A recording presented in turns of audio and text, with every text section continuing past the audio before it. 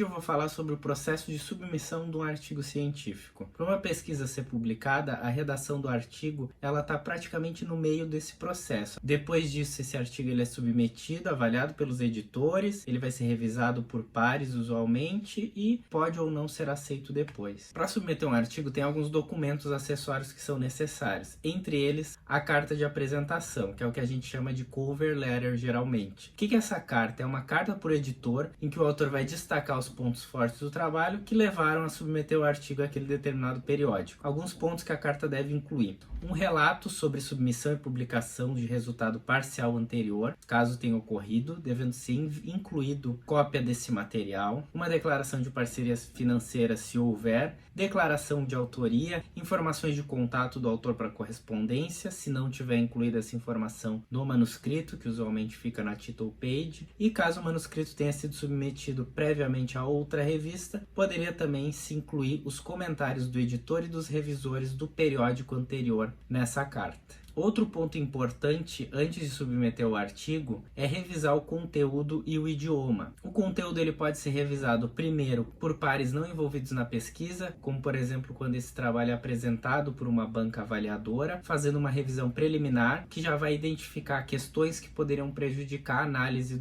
pelos revisores do periódico. E segundo é a revisão do próprio manuscrito, seja ele em português, inglês ou em outra língua, por um profissional capacitado para tal. Alguns pontos que tem que ser revisados aí do conteúdo. Procurar usar abreviaturas padronizadas, que já são comumente utilizadas na literatura. E quando citar pela primeira vez, não esqueçam de fazer ela entre parênteses, colocar lá o que significa aquela abreviatura e depois só usar a abreviatura ao longo do texto. Aqui tem alguns serviços de correção de língua que podem ser utilizados para revisar o artigo. Esses serviços usualmente são pagos e algumas revistas, inclusive, elas indicam os serviços de correção de língua que são aceitos para aquela revista. Alguns serviços eles dão um certificado de correção do inglês, que esse certificado também pode ser submetido junto com a submissão do artigo, mostrando que foi feita essa revisão do idioma antes. No processo de submissão, algumas questões que devem ser observadas aqui. Primeiro, não apresentar o mesmo manuscrito simultaneamente a mais de uma revista. Quando for submeter, submeta para uma revista por vez. Espere a resposta. Caso venha uma negativa, submeta para outra. Se forem submeter uma publicação secundária de um artigo já aceito,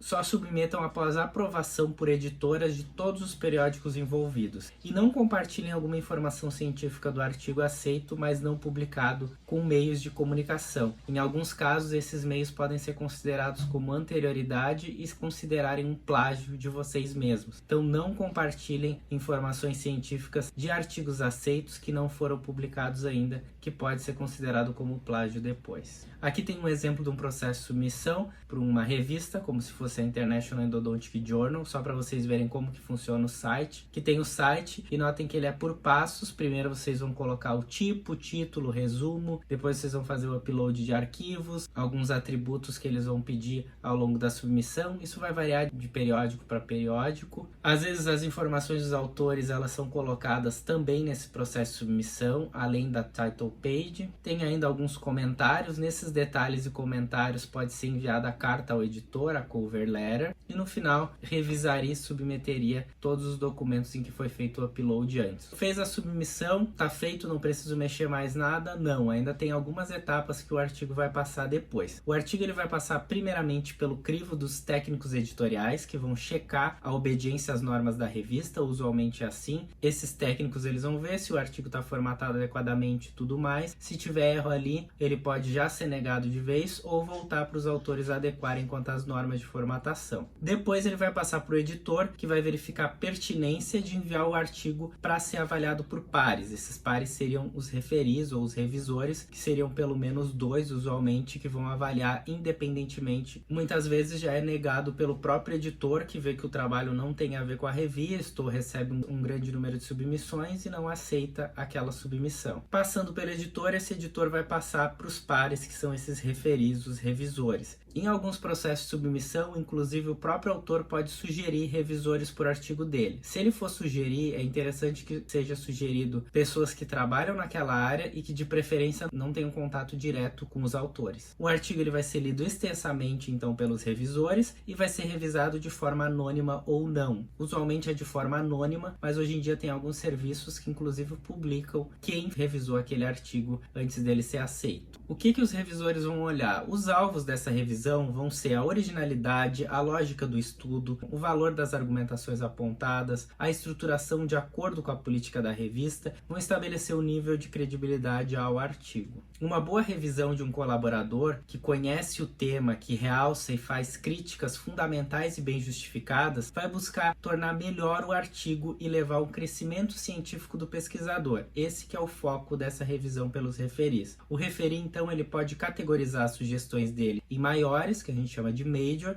menores de minor ou discricionárias. Às vezes, as sugestões são tantas que o revisor pode sugerir o não aceite daquele artigo, mas quem tem a decisão final é o editor, que vai ver a avaliação dos dois revisores independentes, ou mais de dois, dependendo do caso, e vai tomar a decisão se esse artigo vai ser aceito ou se já vai ser negado antes dos autores terem a possibilidade de responder ponto a ponto os comentários dos referis.